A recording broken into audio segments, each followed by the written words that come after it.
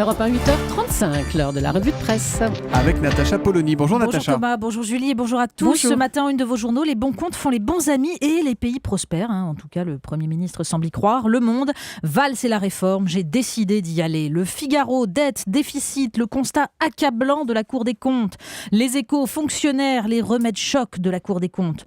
Non pas coût, mais investissement. Libération défend la transition énergétique, changer d'air. Et même avec le médecin, il est question d'argent, ou plutôt de la future gratuité et de ses conséquences sur la responsabilité des patients. Le Parisien, on ne paiera bientôt plus chez le médecin.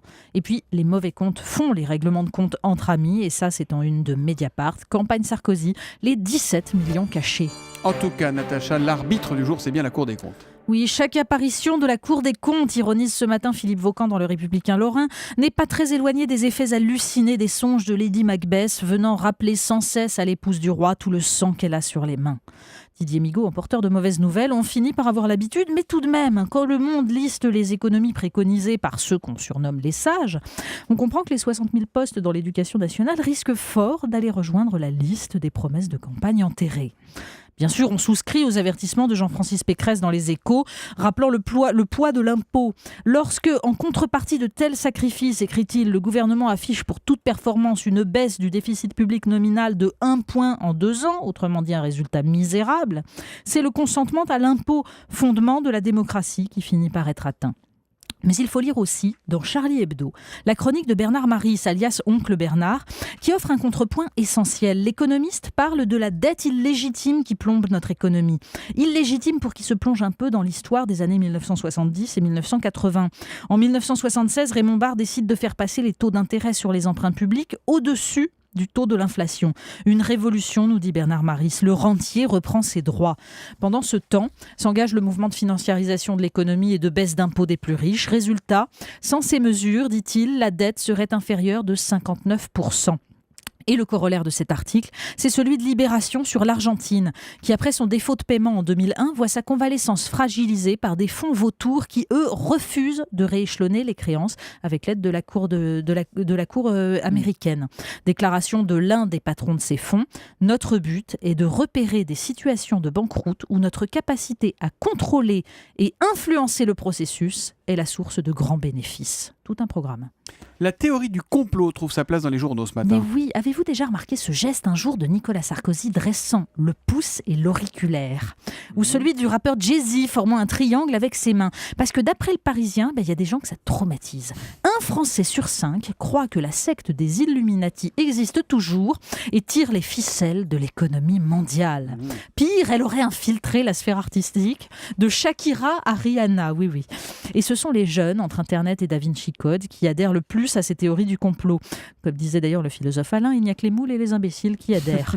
Et il n'y a vraiment pas besoin de faire appel aux Illuminati pour expliquer que des intérêts bien compris aient fait évaporer les promesses de réforme bancaire ou de lutte contre les paradis fiscaux. Vos quotidiens reviennent largement ce matin sur le drame de Pierrefitte-sur-Seine. Oui, bien sûr, avec ce jeune Rome qui est encore entre la vie et la mort, mais le plus frappant, ce sont les témoignages des habitants de la mal nommée cité des poètes de Pierrefitte, interrogés dans Libération. Alison et Keisha qui racontent avec un ton détaché qu'après un cambriolage chez Mohamed, un habitant de la cité, les agresseurs sont venus mettre des steaks aux Roms. Latifa, disent les journalistes, balaie la présomption d'innocence. Les Roms, personne ne leur a demandé de venir. Nous aussi, on a nos problèmes. Depuis qu'ils sont arrivés, les vols, c'est sans arrêt. Et tout à coup, les journalistes découvrent des gens que leurs propres difficultés ont rendu totalement imperméables à la culpabilisation. Dans le Figaro, un élu raconte comment il a arrêté des habitants de sa ville armés d'un bidon d'essence. Alors c'est à la puissance publique de jouer son rôle pour empêcher la barbarie. Alors vous avez choisi pour la suite de prendre beaucoup de hauteur ce matin. Mais oui, c'est un article dans l'Express qui nous présente des lunettes vers d'autres mondes. Oui, c'est très beau, ce sont tous ces télescopes géants qui cherchent les traces du début de l'univers ou de planètes vivantes. Eh bien, je vous signale aussi Science et Vie qui consacre un hors-série complet aux 100 nouvelles images qui racontent toute l'histoire, entre beauté abstraite et vertige métaphysique. Science et Vie et l'Express. Donc, on termine avec quoi, Natacha ? Avec un vertige un peu moins métaphysique, mais non moins puissant, face aux score qui s'égrène. Alors si vous en avez assez, si vous voulez enfin faire l'impasse sur le mondial, il y a 2 solutions. Soit les chemins de traverse, avec ce portrait dans Le Monde de l'avocate des joueurs brésiliens, une femme extraordinaire qui s'est battue toute sa vie pour libérer les footballeurs de la loi léonine des clubs. Ou alors plus radical, il y a la canette d'Orangina présentée par le Figaro Économie. Alors elle a l'air de rien, mais vous vous approchez de la télé, vous la brandissez et soudain, à la place du match, l'écran noir.